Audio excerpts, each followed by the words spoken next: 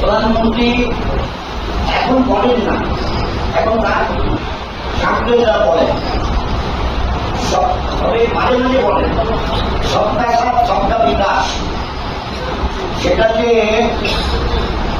একটা ইলিউশন, এটা আমি কিন্তু আমার প্রারম্ভিক বক্তব্যে উল্লেখ করেছি।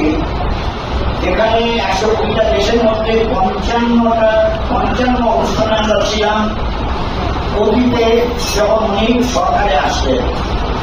আর 2023 সালে আমরা নেমে হয়ে গেলাম 120টা দেশের মধ্যে 111, 55 থেকে 111। তা উনি বলবেন কি করে সে কথা? উনি যে কথা বলতে পারেন না, এটা তো অগ্রবর্তী কখনো প্রধানমন্ত্রী বলতে পারেন। তাই উনি